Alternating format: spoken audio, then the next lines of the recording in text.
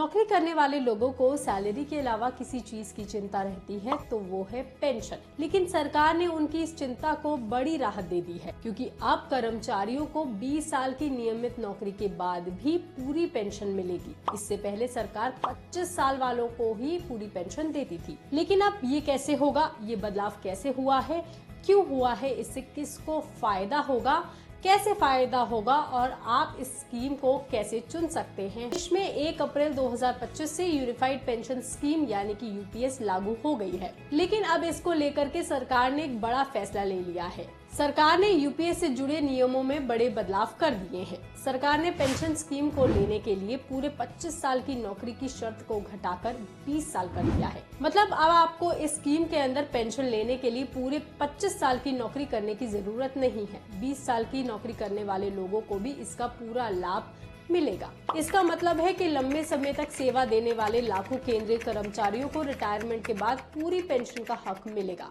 दरअसल पहले नियम ये था कि यूनिफाइड पेंशन स्कीम के तहत पूरी पेंशन पाने के लिए किसी भी कर्मचारी को कम से कम 25 साल की लगातार नौकरी करना जरूरी था। यानी अगर कोई कर्मचारी 24 साल या 24 साल 11 महीने तक भी काम करता है और उसके बाद रिटायर होता है तो उसे पूरी पेंशन नहीं मिलती थी और उसके इतने साल की मेहनत भी खराब हो जाती थी, सिर्फ 1 महीने या कुछ सालों की कमी की वजह से। लेकिन अब सरकार ने इस नियम को बदल दिया है। नई व्यवस्था के मुताबिक अगर कोई कर्मचारी 20 साल की नियमित सेवा पूरी कर लेता है तो उसे भी पूरी पेंशन मिलेगी। इस बदलाव का सीधा फायदा उन कर्मचारियों को होगा जो किसी वजह से 25 साल की नौकरी पूरी नहीं कर पाते, किसी पारिवारिक जिम्मेदारी की वजह से या फिर किसी और वजह से। किसी को अपनी रिटायरमेंट पहले लेनी पड़ती है या फिर उनका स्वास्थ्य ठीक नहीं होता या कोई और कारण होता है। अब उन्हें जल्दी रिटायरमेंट लेने पर भी आधी अधूरी नहीं बल्कि पूरी पेंशन का पैसा मिलेगा। ये तोहफा देकर सरकार ने कर्मचारियों को बड़ी राहत तो दे दी है, क्योंकि कर्मचारियों की तरफ से पुरानी लिमिट को घटाने की मांग बहुत लंबे समय से हो रही थी और उनका कहना था कि हर किसी के लिए 25 साल तक लगातार नौकरी करना आसान नहीं है, इसलिए इसको थोड़ा कम किया जाए। अब सरकार ने उनकी बात मान ली है और इसमें फाइनली बड़े बदलाव कर दिए हैं। चलिए अब आपको बताते हैं कि किन कर्मचारियों को इसका फायदा मिलेगा। सरकार के इस फैसले से फायदा सीधा उन कर्मचारियों को होगा जो यूनिफाइड पेंशन स्कीम में आते हैं या फिर उन्होंने यूपीएस चुन रखा है और किसी वजह से 25 साल की सर्विस वो पूरी नहीं कर पाते तो उनको पूरा पैसा मिलेगा। यही नहीं, इस नए नियम में सिर्फ पेंशन की समय सीमा ही नहीं घटाई गई है बल्कि कर्मचारियों और उनके परिवार को भी और भी कई सुविधाएं दी गई हैं।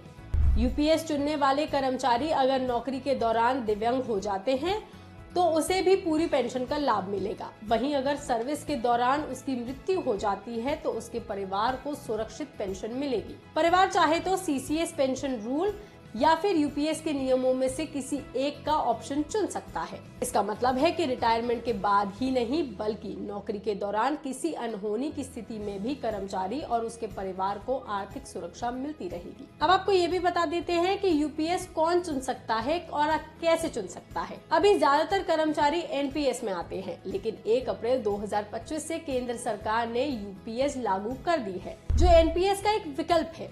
केंद्र सरकार के कर्मचारी जिन्हें 1 अप्रैल 2025 या उसके बाद नियुक्त किया जाता है वो यूपीएस में ही आते हैं, लेकिन जो कर्मचारी उसके पहले के हैं वो एनपीएस के तहत आते हैं। लेकिन सरकार ने उन्हें भी यूपीएस में आने का विकल्प दिया है और वो यूपीएस में खुद को शामिल कर सकते हैं। इसके अलावा 31 मार्च 2025 से पहले एनपीएस के तहत रिटायर हुए कर्मचारी अगर उनके पास न्यूनतम 10 साल की सेवा हो या फिर FR 56J के तहत रिटायर हुए हो तो वो या उनके वैध विवाहित पति पत्नी भी यूपीएस का लाभ ले सकते हैं। यूनिफाइड पेंशन स्कीम चुनने के लिए अलग अलग कर्मचारियों के लिए अलग अलग फॉर्म्स निर्धारित किए गए हैं। जो कर्मचारी पहले से एनपीएस में थे उन्हें यूपीएस का विकल्प लेने के लिए फॉर्म A2 भरकर अपने डीडीओ को जमा करना होगा। वहीं जो कर्मचारी 1 अप्रैल 2025 के बाद नई भर्ती हुए हैं उन्हें यूपीएस में शामिल होने के लिए फॉर्म A1 भरना होता है। ये फॉर्म 2 तरीकों से जमा किए जाते हैं,